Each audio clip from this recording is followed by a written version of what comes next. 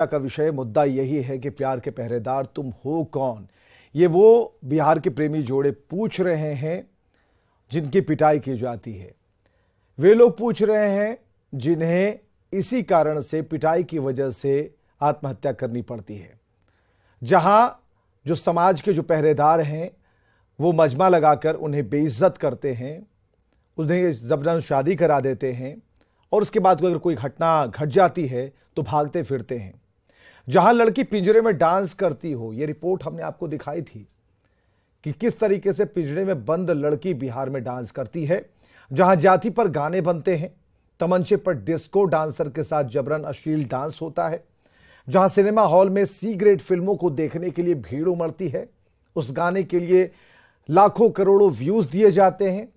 वहां पर युवक ने एक युवती से प्रेम किया तो समाज के चंद तथा कथित पहरेदारों ने उस प्रेमी जोड़े की इतनी पिटाई की कि चंद घंटों बाद ही युवक ने मौत को गले लगा लिया।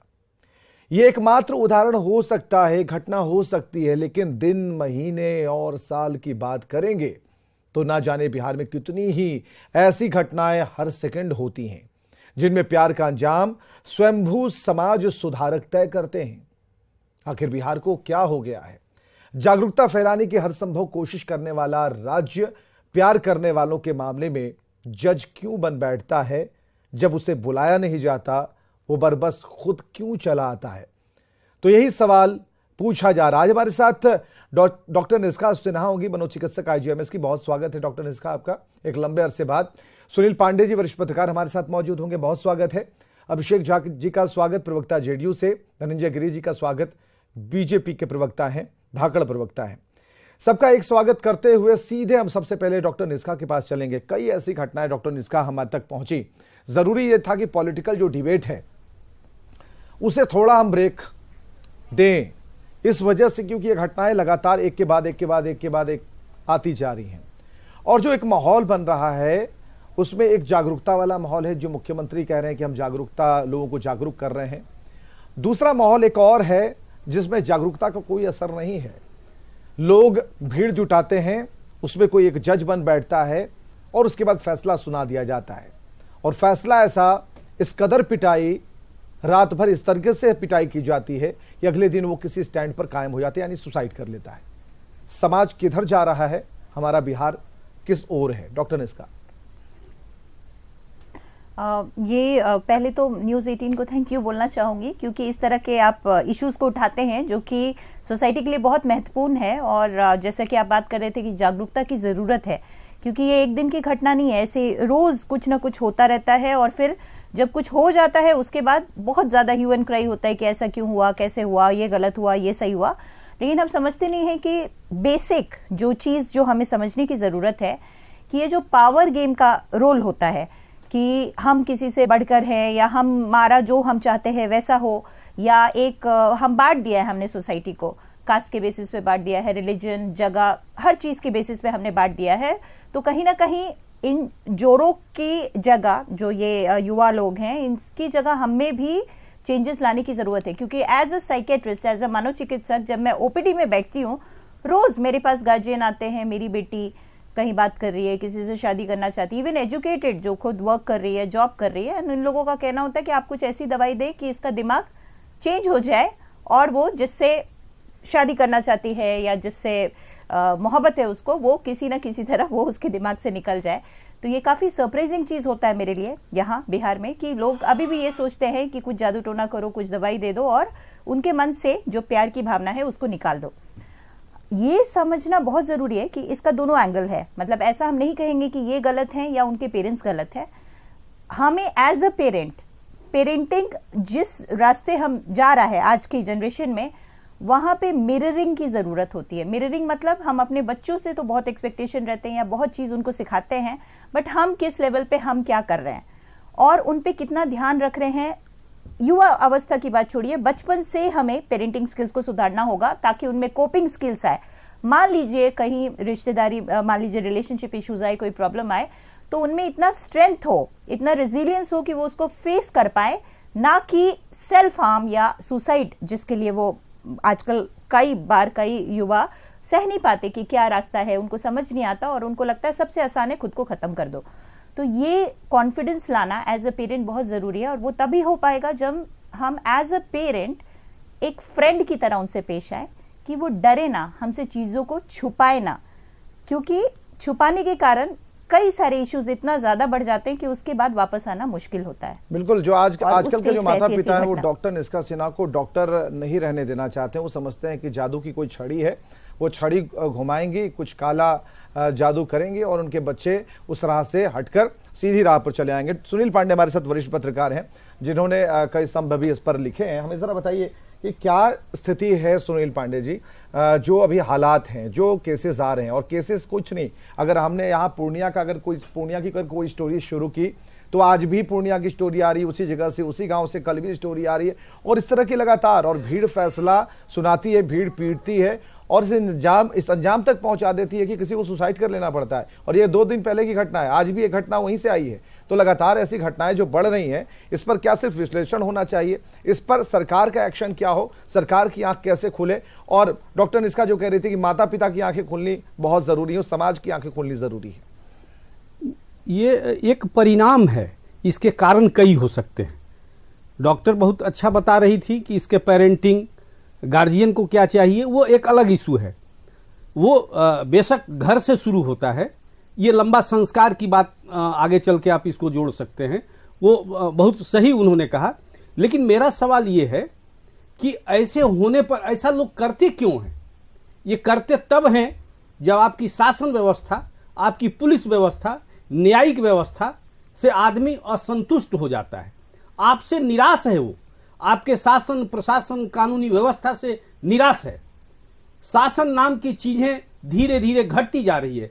शासन कैसे चलता है? इकबाल से चलता है। ये कोई जरूरी नहीं कि आप तभी सुरक्षित रहें, तभी कानून का पालन करें जब आपके पीछे पुलिस खड़ी रही। ऐसा मेरा कहना नहीं है। आपका इकबाल ऐसा हो, आपका असर ऐसा हो कि उसके आलोक में लोग गलत डिसीजन लेने से डरे। एक भीड़ कैसे डिसाइड कर सकता है? संवैधानिक व्यवस्था है, कानूनी व्यवस्था है। यही प्रदेश है जो 2005 के पहले की चीजों को लेकर अब सिहर रहा है। आप इस बात की बात कर रहे हैं, थोड़ा और प्रोस्पेक्टिव में आप जाएंगे कि पूरी तरह से कानूनी व्यवस्था को अव्यवस्थित करती और संकेत करता है। आपका इकबाल खत्म हो चुका है, लोगों की न्याय व्यवस्था से भरोसा उठ गया है। नतीजा यही है। आप ऐसी चीजों को समाज से जोड़िए ना, कानून और समाज। अब दारू बंद करना हो या ऐसे बंद करना, कानूनन ये काम संभव नहीं है, असंभव है। दूसरी तरफ कानूनी तौर पर यदि आपका इकबाल मजबूत रहता, आपकी पुलिस प्रशासन मजबूत होता, तो ये परिणाम नहीं होता। यहाँ दो पॉलिटिकल पार्टी के नुमाइंदे बैठे हुए हैं, उनको इस बात को समझना पड़ेगा कि आखिर लॉ एंड ऑर्डर जो एक बात आ रही थी, एक तमगा दिया गया था यहाँ के मुख्यमंत्री को, वो कहां चला गया भाई? ये पूरी तरह से अभिषेक झा, आपसे ये सवाल है, सुनील पांडे भी यही सवाल करना चाह रहे हैं और मैं भी यही करना चाह रहा हूं कि ठीक है, अलग जगाने के लिए मुख्यमंत्री निकले हैं, अच्छी बात है, समाज को जगाएंगे, लेकिन किसी एक विषय पर क्यों जगाएंगे? जब जगाएंगे तो हम नीचे से जगाना शुरू करेंगे। घटनाएं लगातार बढ़ रही हैं। जिस इकबाल की बात सुनील पांडे कह रहे हैं अपने तजुर्बे से, अभिषेक झा क्या आप हमें समझा पाएंगे कि आखिर वो इकबाल, पुलिस का, कानून का भय, वर्दी का खौफ क्यों नहीं है और लोग खुद से जज क्यों बन रहे हैं, खुद से ही फैसला क्यों कर रहे हैं?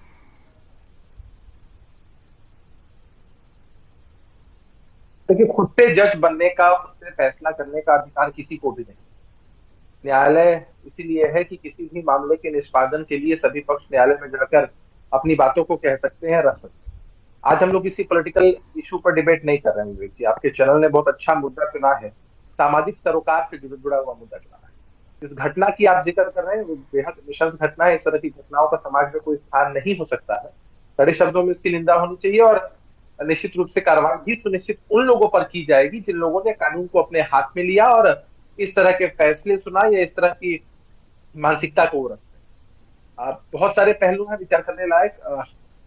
आजकल के युवा जो होते हैं वो सक्षम है और अपने हिसाब से फैसले भी ले सकते हैं, लेकिन कई बार हम लोगों ने ऐसा भी देखा है कि हमारे युवा दिग्भ्रमित हो जाते हैं या दिशा भटक जाते हैं। कई बार आप कम उम्र का दोष कह लीजिए या कई बार वो नाबालिग स्थिति में भी कुछ गलत फैसले लेते हैं, उसको लेकर के परिवारजनों को अलर्ट रहने की जरूरत है।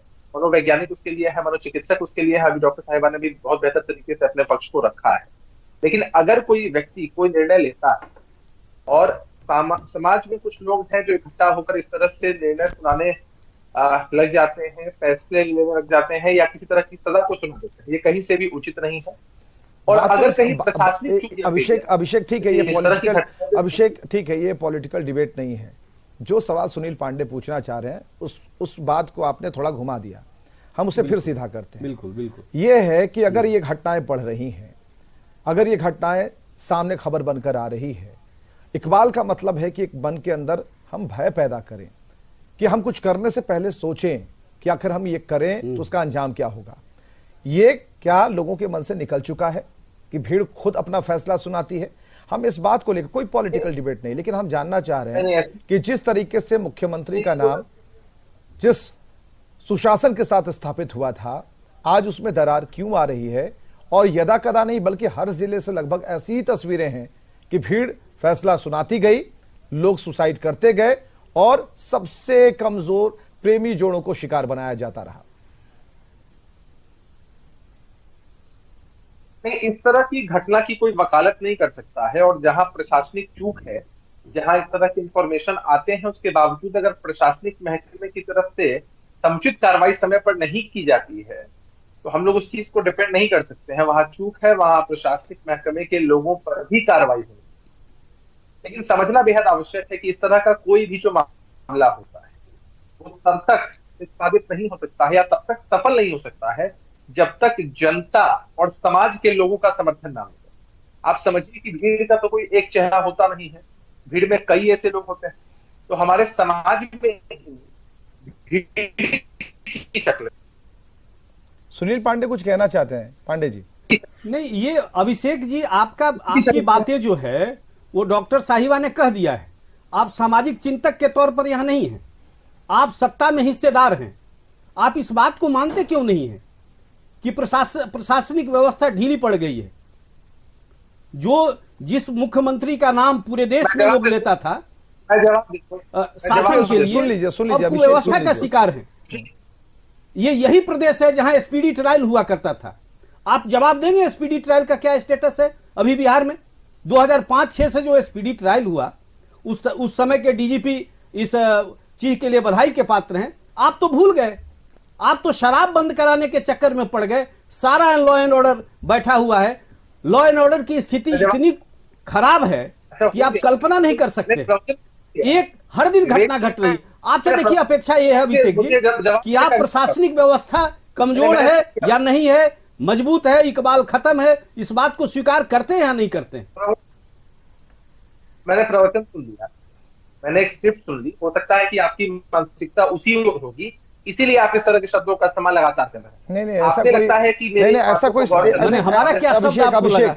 अभिषेक यहाँ पे आप गलती सुधारें, यहाँ गलती सुधारें। देखिए, चिढ़ने की जरूरत नहीं है। नहीं, चिढ़ने की जरूरत नहीं है, चिढ़ने की जरूरत नहीं है। देखिए, सुनील पांडे जो कह रहे हैं ना, वो भी बेटी के पिता हैं, ठीक है ना? वो नहीं, सुनिए, हाँ बिल्कुल, वो बेटी के पिता हैं। निष्का जी के भी बाल बच्चे हैं, हमारे यहाँ भी एक बेटी है। हम ये सवाल इसलिए नहीं पूछ रहे, कल आपकी भी बेटी होगी। हम ये इसलिए सवाल पूछ रहे हैं कि इससे झुंझलाहट का विषय है ही नहीं। बात इस बात को लेकर के है कि जिस स्पीडी ट्रायल, हम तो उस डर की बात कर रहे हैं ना जो किसी समय आप लोगों ने पैदा किया था, और उस डर का भय दिखाकर लगा कि नहीं सब कुछ बहुत बढ़िया है। आज क्या हो गया? वही तो हिसाब किताब लेकर हम बैठे हैं। आखिर हो क्या गया आज?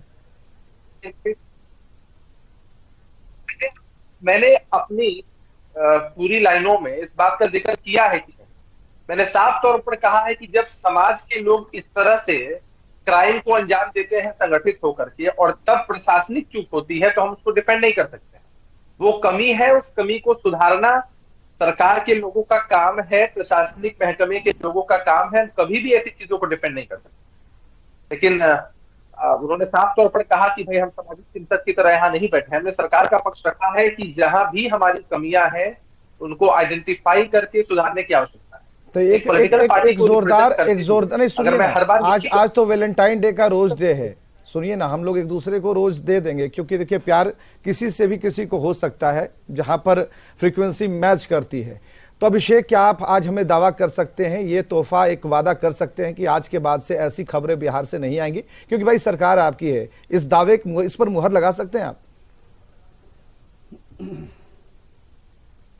मेरी पूरी कोशिश सरकार की, माननीय मुख्यमंत्री जी हमारे साथ जितने घटक दल हैं, सबकी यही इच्छा है कि प्रशासनिक महकमे की तरफ से ऐसी कोई चूक न हो। इच्छा और प्रयास में जो गैप है ना, उसको थोड़ा भरना पड़ता है। हमारी इच्छा है कि हम ये बन जाए, वो बन जाए, प्रयास कुछ है ही नहीं, तो कोई ले जाकर कुर्सी पे थोड़ी बिठा देगा। धनंजय गिरी जी हमारे साथ मौजूद है, काफी देर से बैठे हुए हैं। धनंजय गिरी जी, जो स्थिति है, देखिए हम कहां से बहस हमने शुरू की, कहां से चर्चा शुरू की और कहां पर आकर ये बहस अभी परिणाम तक पहुंचने के इंतजार में है। जरा बताइए धनंजय गिरी जी, एक छोटा सा उदाहरण हमने लिया, बिहार के किसी एक खास जिले से एक घटना का हमने जिक्र कर दिया, लेकिन हम उसी घटना के जिक्र से पूरे बिहार के हालात को मापने की कोशिश कर रहे हैं।